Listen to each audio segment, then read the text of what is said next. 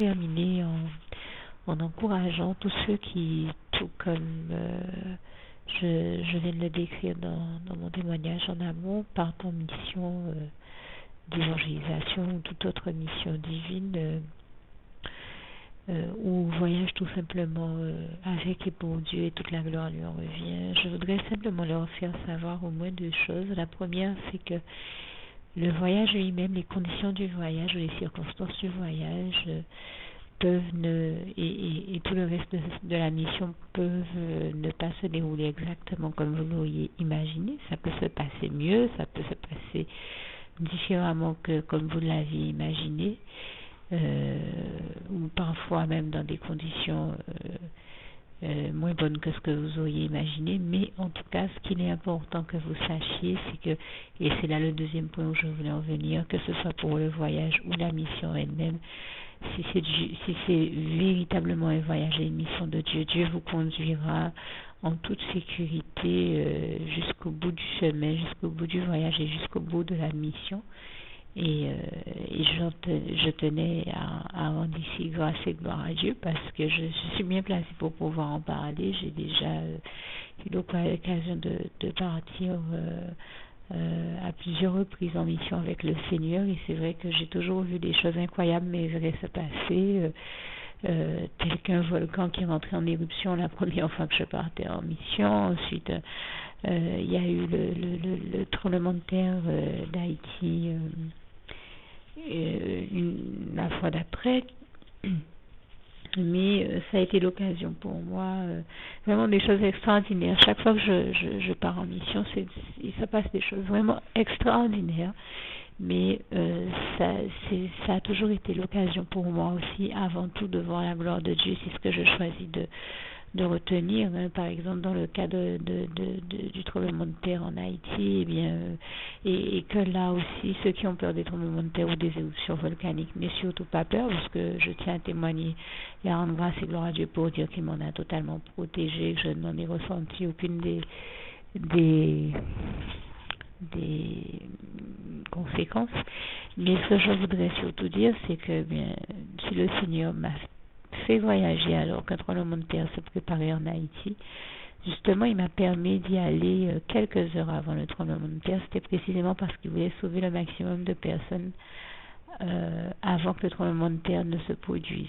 Je lui rends grâce et gloire, et je demeure persuadée que je ne suis pas la seule d'ailleurs qui l'a envoyé là-bas pour appeler, sauver en son nom plusieurs personnes là-bas. Enfin, c'est Jésus-Christ seul qui sauve, mais je dirais qu'il sauve aussi à travers nous quand nous tendons la main à certaines personnes de sa part, et toute la gloire lui en revient. Et j'aimerais encore une fois rendre grâce et gloire au Seigneur Jésus que nous avons eu l'occasion de prier donc après que le tremblement de terre ait eu lieu, avec une mère qui s'est trouvée là dans la suite de ma mission dans le pays où j'étais allée après être passée en escale par Haïti. Et dans ce pays-là, donc il y avait une mère qui avait laissé sa petite fille en garde chez sa grand-mère, et malheureusement, quand le tremblement de terre s'est produit, sa petite fille s'est retrouvée sous les décombres.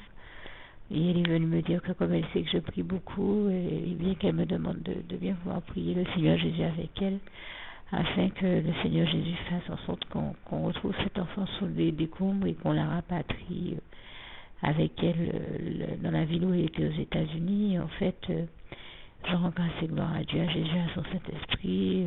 Le Seigneur, le soir où moi je reprenais l'avion vers la Guadeloupe, m'a fait savoir par elle qu'on était en train de la rapatrier, qu'elle aussi venait à l'aéroport au moment où moi je partais pour la Guadeloupe. Elle y venait pour venir récupérer sa petite fille. Et je dis encore une fois ici que toute la gloire revient à Dieu, à Jésus, à son Saint-Esprit. Donc vous imaginez, c'était un peu éprouvant pour moi de voyager dans des circonstances pareilles où il y avait éruption volcanique, tremblement de terre et tout le reste. Mais au bout du compte, j'ai vu la gloire de Dieu, puisque j'ai vu Dieu sauver et cette petite fille, et bien des vies, restaurer bien des vies là-bas aussi aux États-Unis. Et j'ai vraiment vu la gloire de Dieu. C'est aussi l'occasion pour moi de remercier le Seigneur et de lui rendre grâce et gloire, parce que peut-être à chacun de ces voyages ou de ces missions, je vois au moins 100 personnes accepter le Seigneur comme un sauveur personnel. Et je lui rends grâce et gloire. Et j'invite d'ailleurs tous ceux qui n'ont pas encore fait à faire de même en récitant tout simplement la prière en l'adressant au Seigneur Jésus, la prière que je vais rajouter à ce document dans quelques secondes. Le temps pour moi de terminer et donc de vous dire vraiment, ne vous laissez pas décourager, quel que soit ce qui peut se passer ou survenir lors de votre voyage, votre mission ou quoi que ce soit d'autre que vous soyez en train de faire pour le Seigneur. Ne laissez rien vous arrêter et vous décourager. D'autant que, comme vous le savez, il est écrit dans le psaume 121, verset 8, verset 7, l'Éternel te gardera de tout mal, il gardera ton âme. Verset 8, l'Éternel gardera ton départ et ton arrivée de maintenant et à jamais. Et en Marc 10, verset 27, tout est possible à Dieu. Alors, puisque vous connaissez, tout comme moi, c'est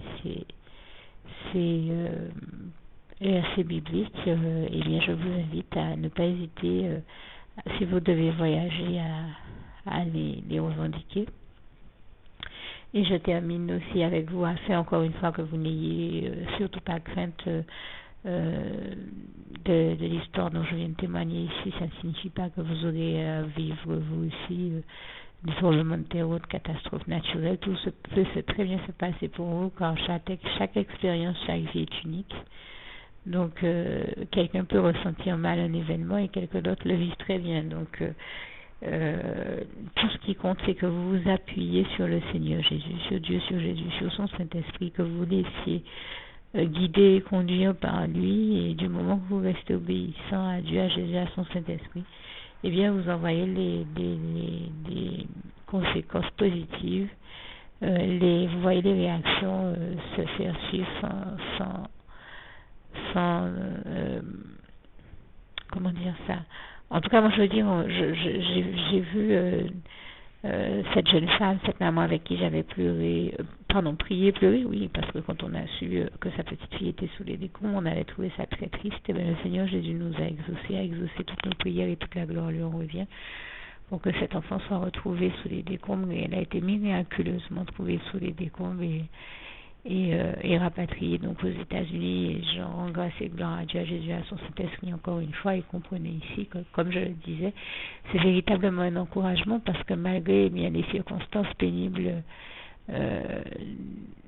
du voyage et même quelquefois de là ou des missions, eh bien le Seigneur Jésus nous fait sortir de là victorieux et triomphant, tout comme il est écrit en Romains 8, verset 37. Mais en toutes ces choses, nous sommes plus que vainqueurs par celui qui nous a aimé, Jésus-Christ, et je lui en rends ici grâce et gloire. Vraiment, toute la gloire en revient à Dieu, à Jésus, à son Saint-Esprit. Donc, n'ayez certainement pas peur, et surtout pas et jamais peur de partir en mission pour Dieu. Dites-vous tout simplement que les choses peuvent se dérouler d'une manière totalement différente de la manière dont vous conceviez ou appréhendiez ou pensiez les choses dans votre tête. Mais dites-vous que si certains éléments vous échappent et que vous n'avez aucun contrôle sur eux et que vous ne savez pas comment les choses vont pouvoir se passer après, remettez tout entre les mains du Seigneur Jésus et vous verrez, comme je le disais, que si vous n'avez pas de contrôle sur la situation, de la situation, lui, il en a totalement, et que si vous n'avez pas confiance en vous, ce n'est pas un problème, dans la mesure où quand on n'a pas confiance en soi, il s'agit pour nous de mettre toute notre confiance et notre espérance alors en ce moment-là en Dieu qui est tout puissant, en Jésus et en son Saint-Esprit. Je crois qu'il n'y a que comme ça que qu'en s'appuyant sur Dieu et qu'en demandant au Seigneur Jésus qu'on peut le voir justement nous apporter toutes ces réponses et ces solutions. Et c'est en ce sens que je prie toujours, et je peux vous assurer que le Seigneur Jésus le fait toujours. Et je lui rends grâce et gloire pour cela ici. Merci Seigneur, je t'aime et nous t'aimons, nous tous tes enfants. Et je termine donc vraiment avec ce passage pour que tous ceux qui ont écouté ce témoignage restent dans la paix et comprennent qu'ils n'ont rien à craindre. Encore une fois, c'est parce que j'ai vécu ces réalités-là que vous allez vivre les mêmes. Philippiens 4. En tout cas, je vous souhaite de vivre des réalités bien plus agréables que celles dont je parlais, mais même si un voyage s'avère être éprouvant, c'est quand même, il faut en remercier Dieu, et c'est ce que je fais ici. Je lui rends grâce et gloire, dans la mesure où le jeu en vaut vraiment la chandelle. ça vaut vraiment la peine de partir en mission pour Dieu, parce que avoir le bonheur de partir en mission pour Dieu ou avec Dieu et de faire quoi que ce soit d'autre à son service, c'est le plus grand de tous les honneurs qui existent. D'avoir servi et appartenu au Tout-Puissant, et c'est quelque chose que nous devons continuer à développer. Nous devons continuer à développer notre relation d'amour, de complicité, d'intimité avec Dieu, bien entendu, Jésus-Christ et son Saint-Esprit.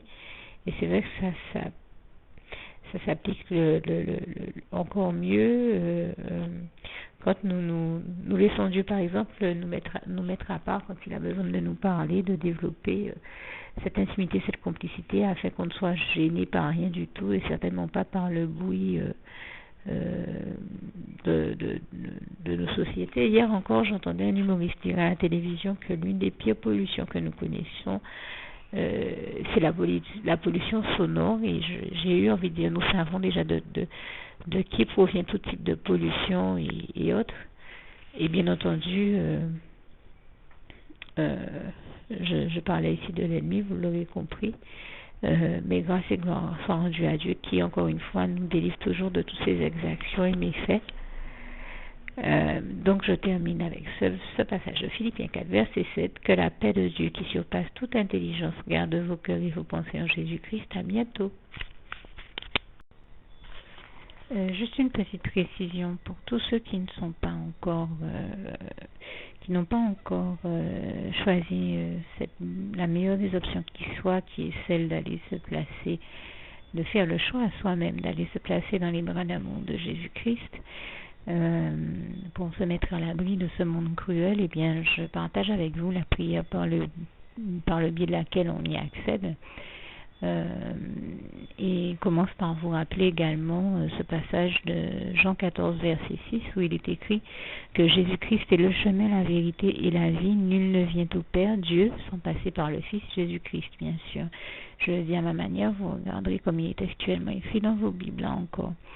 Et donc, n'hésitez pas à ouvrir vos cœurs à Dieu, à Jésus, à son Saint-Esprit, à être sincère avec lui et à lui adresser la prière qui suit, à lui dire tout simplement: Éternel mon Dieu, Seigneur Jésus-Christ, moi, un tel, vous dites votre nom et votre prénom, je t'accepte aujourd'hui comme mon sauveur personnel, le seul maître et roi de ma vie.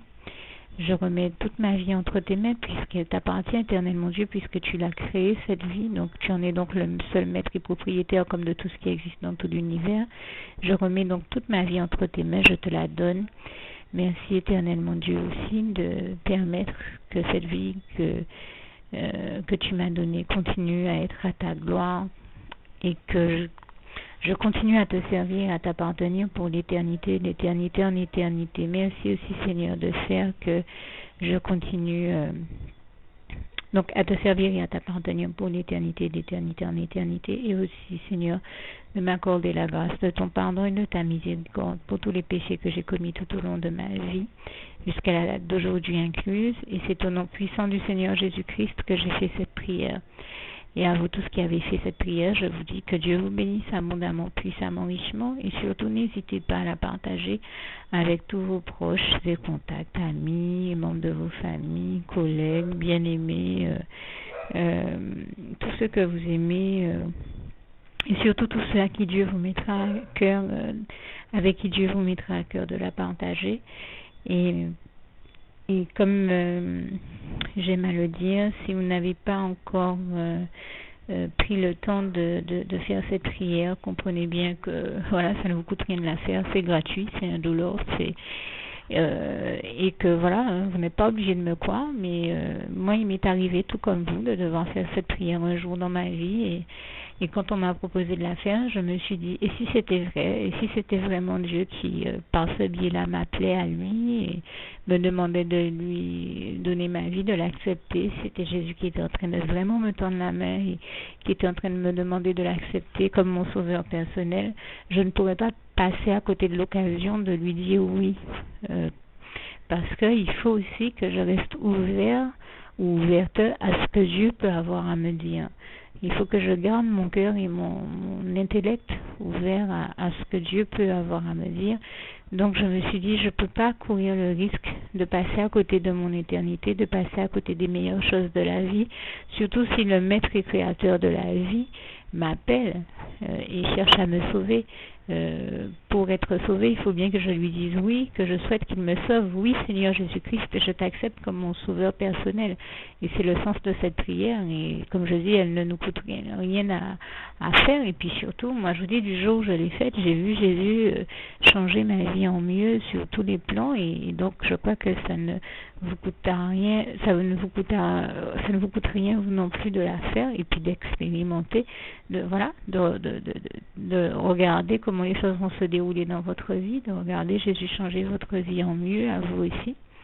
Et d'en faire l'expérience. Et pour en faire l'expérience, il faut commencer par en faire cette prière. Donc si vous ne l'avez pas encore dite, réembobinez tout simplement cette vidéo ou ce document si vous préférez.